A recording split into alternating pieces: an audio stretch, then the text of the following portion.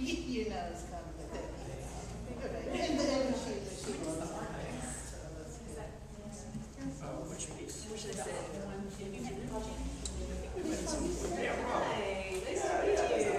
how's it going? Glad you're here. Yeah, glad to be here. Awesome. Great. Yeah. Hi. Oh my gosh, I haven't seen you in so long. He's been helping out with our interviews. Oh, yeah. Yes. Come on.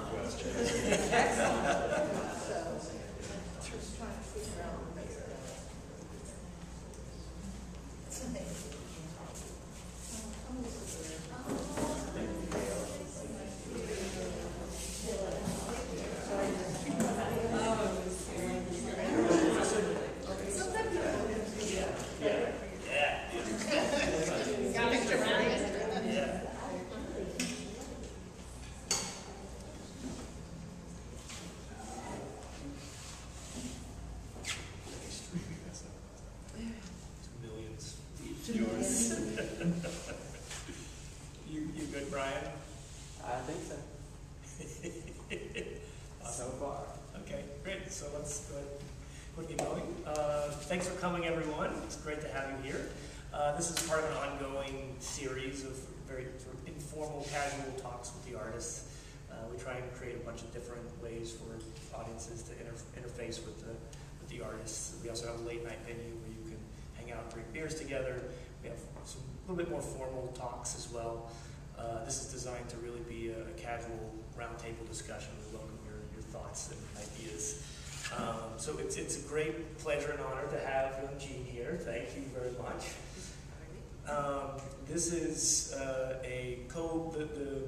the show is a co-presentation with Women in Their Work in Pro Arts and the Black Arts Movement. When does that kick off, actually? June 3rd. June 3rd. Going to be April mighty awesome. 27th, actually. but the contiguous festival starts June 3rd through 18th. Wonderful. So, I'd love to start off just by asking you a little bit about your history with making work. What got you into sort of theater or live performance, and what specifically interests you about that terrain? Well, actually, I started out in academia. Mm-hmm. I went to Berkeley for undergrad, and then I went into their English PhD program for 6 years, and I was studying Shakespeare. Mm-hmm. And I hated academia so much that but it's like once you're on that track, you're really good for nothing else. So I was just kind of trapped there, and it was really terrible because it's like, it's not the same thing as just getting stuck in some dead-end job. Like, it's actually like really miserable, hard work that you have to do all the time. And so, and everybody's really mean and bitter because the job market's so horrible. So it's like, so that was really horrible for me. And also, on top of all of that, I hated academic research and also academic writing. So, and I didn't like teaching either. So that was kind of like the trifecta of horror. And so I went to a therapist, and she said, I'm going to ask you a question, and I'm just, I want you to answer off the top of your head. Like, don't even think about what the answer's going to be. Just whatever pops into your head, even if it's just nonsense words. And she said, what do you want to do with your life? And I said, I want to be a playwright. And I was like, let's try again. And the idea had never even occurred to me. Like, I don't know if any of you are in academia, but like when you're in academia, like if you're studying theater, and then you say, I want to make theater, like I want to be a playwright, it's like being a veterinarian and saying, like, I want to be a dog. It's like different worlds, and but she was like, well, let's explore this. She's like, there might be a connection because you study Shakespeare, so maybe there's something in it. And then, she sort of uncovered the fact that I did secretly want to be a playwright, and that's why I was studying Shakespeare. And so, I just, it is really, I shouldn't say it. Okay, I won't name the fellowship. I had a fellowship to be working on my dissertation, and I took the money and I moved to New York. And I lived off of it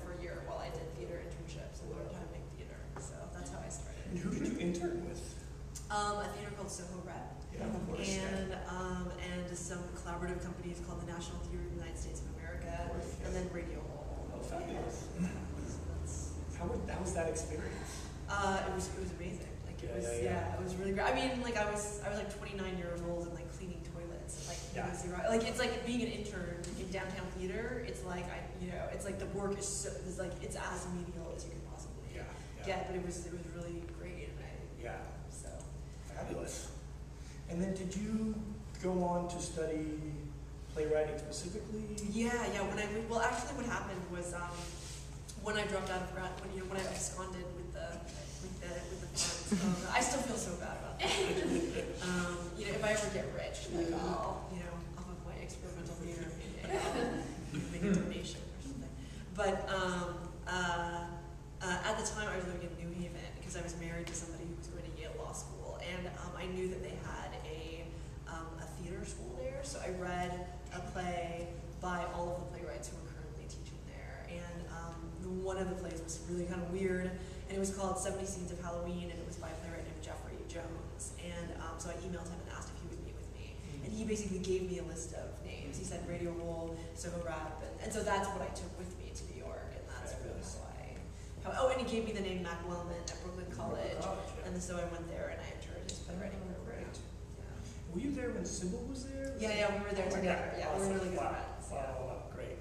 You want to say who Sybil is? Sybil Kimpson, she is a fabulous playwright and performer. She's been to the festival a couple times, and she's actually involved with this interesting collaboration between new dramatists and several Austin-based theater companies, the Rude Mechanical, Savage Vanguard, Physical Plant, Fusebox, Rubber Repertory.